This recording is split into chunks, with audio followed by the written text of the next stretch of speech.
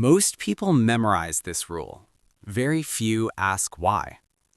In English, we say 1 sheep, and we also say 10 sheep. Wait, what? Why doesn't English say sheeps? If we add s to most words to make them plural, then why does sheep stay the same? Let's find out. The normal rule in English is simple. Singular becomes plural by adding s. So we say cat becomes cats, dog becomes dogs, book becomes books. Easy. But then we reach this word sheep. Logically, it should become sheeps, but English says nope.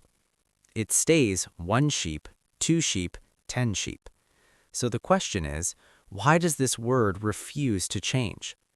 Here's the real reason. English grammar isn't always about logic. Sometimes it's about history. A long time ago in Old English, some nouns already had plurals that didn't change. And when English evolved, most words changed their plural forms, but a few words survived with the same shape. They became what we call zero plurals or invariant plurals, meaning the plural form looks exactly like the singular. And sheep is not alone. English has a small group of nouns that stay the same in singular and plural, like 1 sheep to 5 sheep, 1 deer to 10 deer, 1 fish to 20 fish. No s, no spelling change, same word.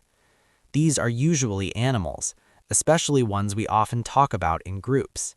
So sheep follows a pattern. It's just a rare one.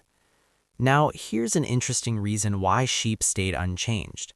For centuries, people didn't just see sheep as animals, they saw them as resources. Sheep meant wool, meat, and farming wealth.